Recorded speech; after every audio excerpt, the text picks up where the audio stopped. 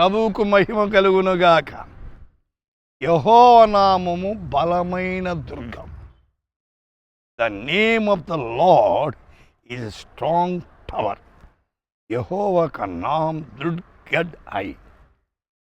దేవుని నామం బహుబలమైంది. అవునండి, ఆయన నామం ద్వారానే భూమి కలిగింది. ఆయన నామం ద్వారానే పరలోకం కలిగింది.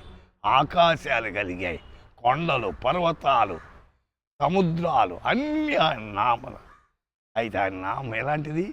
బలమైంది, శక్తిహీనమైన. ఆయన మాట కూడా బలమైందండి. దేవుని వాక్యం బలమైనది. బలమైనది అన్నమాట. అంటే బలహీనతను తీసివేసేది దేవుని వాక్యం. అయితే దేవుని వాక్యం చదువు, నీ జీవితాల్లో బలము లభిస్తుంది. అయితే దేవుని వాక్యం బలపరిచేదన్నమాట. 2 సమూయేలు 22వ అధ్యాయం 3వ వచనం, ఆయనే నా రక్షణకు బలాత్కారం నుండి నన్ను రక్షించువాడవు నీవే. కొంతమంది బలాత్కారంగా చెడుగులోనికి నడిపించేదానికి ప్రయాసపడతారు. అయితే ఆయన రక్షించేవాడు. బలాత్కారములో నుండి ఆయన నిన్ను బయటికి లాగుతాడు.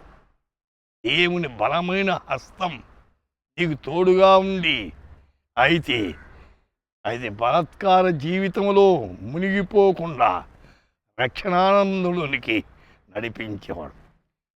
హెబ్రీయులకు రాసిన పత్రిక 2వ అధ్యాయం 15, మరణము యొక్క బలము గలవాణిని అనగా అపవాది మరణము ద్వారా నశింపజేయటు జీవిత కాలమంతా మరణ భయము చేత దాస్యమునకు లోబడిన వారిని విడిపించుట. ఆపదాస్యములో అనేక మంది నలిగిపోతున్నారు. ఆ బాధ భరించలేకపోతున్నారు. నేను ఈ పాపం నుండి ఎట్లా విడుదల పొందాలా అని చూస్తున్నారు. వాళ్ళు ఎన్ని ప్రయత్నాలు చేసినా పాపము నుండి విడిపించబడలేదు. పాపము నుండి విడిపించబడాలంటే పాపుల రక్షకుడైన యేసయ్య దగ్గరికి వస్తేనే ఎవరు కూడా పాపము నుండి విడిపించబడాలంటే నేడే యేసు దగ్గరికి రండి, విమోచించబడండి, ఆయన రాజ్యానికి అర్హులు కండి. ప్రార్థన చేసుకుందాం. ప్రభువా, ఎంతమంది ఇంకా విమోచించబడలేదు, వారి జీవితాల్లో ఒక మార్పు దయచేయండి. మీరే కనికరించమని. ఈ నామం బలమైందయ్యా, బలమైన నామం చేత వారిని తిప్పమని, ప్రతి వారిని కనికరించమని యేసు నామమున ప్రార్థిస్తున్నాము తండ్రి. ఆమేన్.